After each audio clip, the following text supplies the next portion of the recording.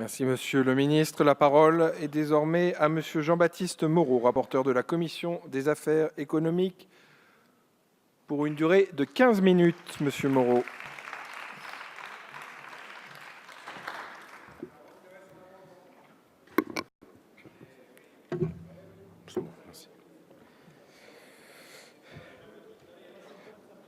Monsieur le Président, Monsieur le Ministre de l'Agriculture et de l'Alimentation, Monsieur le Président de la Commission des affaires économiques, très chers collègues, c'est un honneur aujourd'hui de prendre la parole en qualité de rapporteur de ce projet de loi relatif à l'équilibre des relations commerciales dans le secteur agricole et alimentaire et à une alimentation saine et durable. Je tiens en préambule à remercier Monsieur le ministre de l'Agriculture, Stéphane Travert, ainsi que ses équipes pour le travail que l'on a pu accomplir durant tous ces mois, depuis les États généraux jusqu'à l'établissement de ce projet de loi, où on a travaillé en parfaite harmonie et en parfaite confiance. Ce texte donc fait suite aux États généraux de l'agriculture et de l'alimentation, qui ont été un engagement central du programme agricole du président de la République. Pendant 4 mois, du 20 juillet jusqu'au mois de décembre 2017, les États généraux de l'alimentation ont eu l'immense mérite de remettre autour d'une même table des personnes qui ne se parlaient plus. Ce texte constitue la traduction législative des 3 défis évoqués par le Premier ministre, M. Édouard Philippe, dans la feuille de route de la politique alimentaire du gouvernement. Ces 3 défis sont, premièrement, faire en sorte que chacun puisse vivre dignement et sereinement du fruit de son travail. Deuxièmement, rétablir la confiance entre les distributeurs et les producteurs. Et troisièmement, répondre aux nouvelles attentes des consommateurs. Réussir ces 3 défis, c'est l'ambition qui a guidé les travaux que nous avons menés depuis 9 mois. D'abord, pendant les États généraux de l'alimentation, au sein de la Commission des affaires économiques, nous avons organisé 2 cycles d'audition avec plus de 35 acteurs de tous les secteurs du monde agroalimentaire. Nous sommes allés sur le marché de Rungis à la rencontre des producteurs qui négocient chaque matin leur viande, leurs poissons ou leurs fruits et légumes. Puis nous nous sommes rendus au salon de l'agriculture rencontrer les interprofessions. Je tenais particulièrement à saluer le travail de notre président Roland Lescure pour avoir emmené l'ensemble de la commission au contact des professionnels sur le terrain. Je suis aussi fier du travail collectif que nous avons accompli pour enrichir le texte du projet de loi initial. C'est au total 1874 amendements qui ont été discutés au sein de la commission des affaires économiques. 234 amendements ont été adoptés, issus de tous les groupes politiques, dont 40 de La République En Marche, 40 des Républicains, 19 du MoDem, 15 de la Nouvelle Gauche et 14 du groupe UDI Agir. 29 amendements issus de la Commission du développement durable et de l'aménagement du territoire ont été intégrés dans ce texte. Je tiens à féliciter tout particulièrement Laurence Maillard-Méhaignerie, co-rapporteure du projet de loi, pour tout son travail et les échanges nourris que nous avons eus au cours de ces derniers mois. Nous avons adopté des mesures majeures pour le développement d'une agriculture durable et l'accès pour tous à une alimentation plus saine, comme l'objectif d'affectation de 15% de la surface agricole utile à des exploitations agricoles dont les produits bénéficient de la mention agriculture biologique d'ici le 31 décembre 2022. Enfin, 60 amendements du rapporteur ont été adoptés. Mes amendements ont porté sur des aspects rédactionnels ou techniques, mais aussi sur des aspects plus politiques. Il en a été ainsi des précisions apportées à l'article 1er sur le choix des indicateurs à utiliser, mais également sur le rôle des interprofessions qui, par leur reconnaissance européenne, doivent être la pierre angulaire du dispositif proposé. J'ai eu aussi à cœur de renforcer la place du médiateur des relations commerciales agricoles dans le processus de résolution des conflits liés au contrat, notamment à travers du dispositif de name and shame. D'autres amendements viennent encore en discussion sur ce sujet. Dans le cadre de mon travail de rapporteur, nous avons organisé 45 auditions à l'Assemblée nationale et nous avons délocalisé une partie sur le Salon international de l'agriculture, où pendant 6 jours, nous avons tenu 21 réunions de travail. Nous avons écouté tous les acteurs, toutes les positions. Je sais combien il est important de reconnecter avec la réalité. Il était donc fondamental pour moi d'aller parler en direct avec tous les acteurs concernés pour reconnecter les politiques agricoles et alimentaires avec le terrain. Ingénieur agronome de formation et agriculteur, j'ai fait le choix de continuer à travailler sur mon exploitation agricole, mais c'est bien au titre d'élu de la nation que j'ai mené mon travail de rapporteur et que je m'adresse à vous aujourd'hui.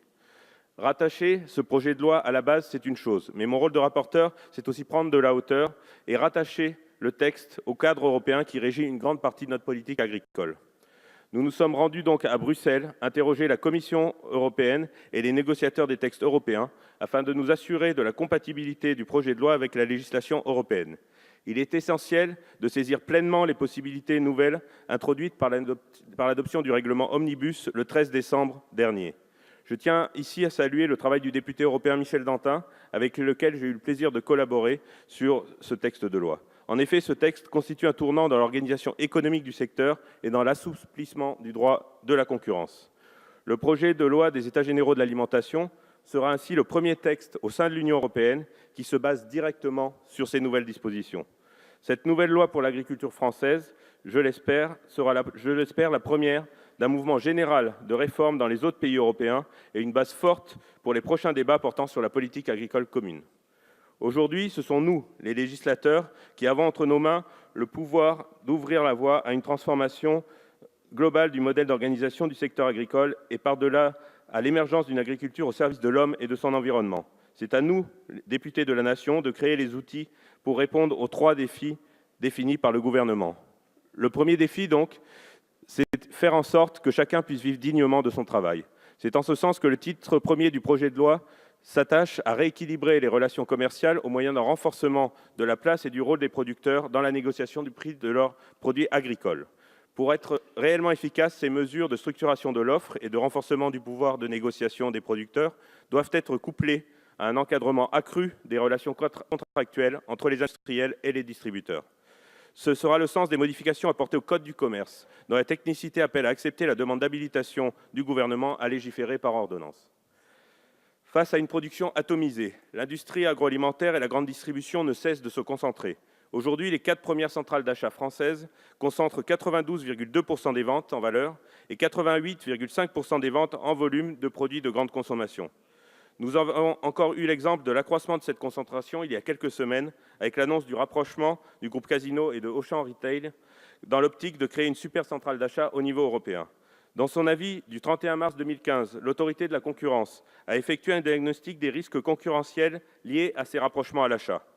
D'une part, sur le marché aval de la distribution, elle a identifié des risques de collusion liés à l'échange d'informations sensibles ainsi que des risques d'éviction de certains distributeurs.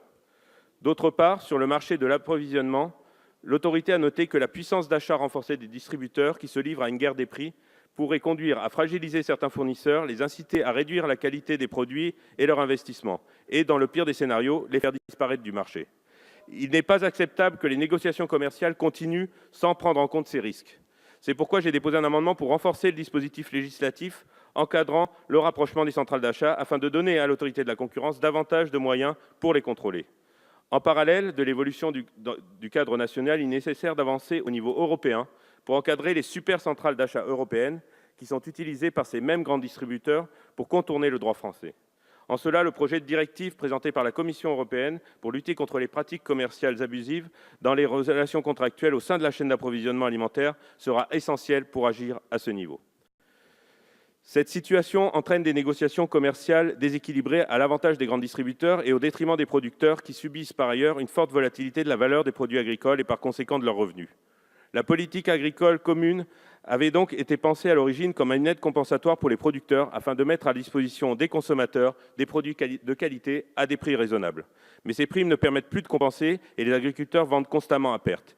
Il convient aujourd'hui de renverser ce rapport de force pour que les agriculteurs perçoivent la vraie valeur des produits agricoles. À cet égard, l'action du législateur, notre mission, mes chers collègues, c'est de permettre la construction d'un équilibre innovant de la fourche à la fourchette entre les intérêts des différents acteurs, qu'ils soient producteurs, transformateurs ou distributeurs, pour une meilleure équité dans le partage de la valeur. Faire bouger les lignes d'un système largement critiqué, c'était le but de mon amendement visant à sortir les produits agricoles et alimentaires de la convention unique, c'est-à-dire des négociations commerciales annuelles. Les divers opérateurs économiques que nous avons auditionnés ont communément dénoncé ce système qui est à l'origine de vrais psychodrames pour certaines filières, alors que cela n'existe pas dans les autres pays européens où les négociations commerciales se passent de façon beaucoup plus apaisée.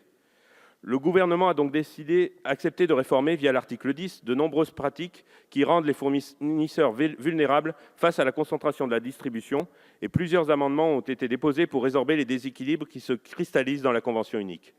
En un mois, les producteurs, les industriels et les distributeurs ont réfléchi à un système alternatif sans toutefois parvenir à un accord sur la forme qu'il pourrait prendre. C'est pourquoi une réflexion au long cours s'impose pour mettre en place un nouveau système. Cette question, nous la traiterons dans les débats qui vont suivre ces prochains mois et dans les groupes d'études dédiés au sujet agricole. Le deuxième défi pour notre politique agricole et alimentaire, c'est de rétablir la confiance entre les différents acteurs de la chaîne, car aujourd'hui, l'agriculture française est en crise. Cette crise structurelle touche toutes les filières depuis plusieurs années. Nous devons avoir à l'esprit que la loi ne pourra pas tout. La confiance ne se décrète pas. C'est au monde agricole de saisir les opportunités de cette réforme et de s'organiser pour prendre en main collectivement et en bonne intelligence son destin. Responsabiliser les filières, c'est la volonté que le président de la République a exprimée dans son discours prononcé à Rungis le 11 octobre 2017. Nous l'avons mise en marche lors du vote en commission des affaires économiques. Dorénavant, les interprofessions peuvent définir elles-mêmes des indicateurs qui prennent en compte les coûts pertinents de production agricole, leur évolution ainsi que les prix de marché pour déterminer les modalités de détermination du prix qui sera payé aux producteurs. Les interprofessions agricoles ont ainsi été au cœur des États généraux de l'alimentation. Elles sont le lieu de concertation et leur fonctionnement par consensus les rend légitimes dans les missions que nous souhaitons leur donner. Plusieurs de mes amendements visent également à rétablir la confiance pour introduire davantage de plasticité dans l'établissement des contrats, mais aussi aménager les règles du droit à la concurrence, et ceci dans le but de renforcer la place des producteurs. Cela passera notamment à travers leur adhésion des organisations de producteurs et des associations d'organisations de producteurs. Notre rôle de parlementaire, c'est donc avant tout de donner les outils adaptés aux acteurs du monde agricole pour renverser le rapport de force dans les négociations commerciales. Le troisième défi auquel nous faisons face, c'est répondre aux nouvelles attentes des consommateurs. Aujourd'hui, les consommateurs sont au cœur du renouvellement de notre modèle agricole et alimentaire. Ils demandent que les producteurs soient mieux rémunérés. Leurs demandes se sont aussi accrues pour être mieux informés et avoir accès à des produits de meilleure qualité dont le mode de production respecte le bien-être animal et l'environnement. Le deuxième titre du projet de loi ouvre aussi la voie à la construction d'une véritable éthique de l'alimentation et un pacte pour la préservation de l'environnement. Cette éthique de l'alimentation passe d'abord par une meilleure information des consommateurs. Il est essentiel que les produits mis sur le marché soient désignés correctement afin que nous, consommateurs, ayons accès à une information claire et transparente. Cette nouvelle éthique de l'alimentation, elle passe ensuite par la poursuite de la lutte contre le gaspillage alimentaire, avec notamment l'approfondissement de la loi Garot de 2016, mais aussi l'adoption de l'obligation pour chaque structure de restauration collective d'intégrer une dimension d'approvisionnement durable dans leur mission. Ces mesures, que nous avons adoptées en commission des affaires économiques, constituent des étapes majeures pour l'éducation du mieux manger de nos enfants. Le présent projet de loi s'attache donc à inclure les acteurs publics dans une véritable démarche de revalorisation des produits et la construction d'une offre alimentaire respectueuse de l'environnement et du vivant. Renforcer la compétitivité de nos filières tout en préservant l'environnement, c'est l'objectif des mesures introduites dans le deuxième titre du projet de loi. Renforcer la protection du vivant passe aussi par une utilisation réduite des produits phytopharmaceutiques et la conversion des exploitations vers des modes de production agricole plus respectueux de l'environnement. Renforcer la protection du vivant, cela se traduit également par une meilleure prise en compte du bien-être animal. Et en ce qui concerne donc le projet de loi agriculture et alimentation, nous avons voté en commission affaires économiques des avancées majeures pour renforcer la prise en compte du bien-être animal. Nous avons conféré un véritable statut de lanceur d'alerte aux responsables protection animale dans les abattoirs. Nous avons adopté une expérimentation en faveur des abattoirs mobiles et le projet de loi étend aux associations de protection des animaux la possibilité de se constituer partie civile à un procès pour des délits relevant du code rural. Dans ce secteur, beaucoup a été fait par les éleveurs eux-mêmes et par les filières qui ont su se mobiliser ces derniers mois, notamment au travers de leur plan de filière, pour véritablement renforcer le respect du bien-être animal dans leur mode de production. En effet, nos filières ont déjà parcouru beaucoup de chemin.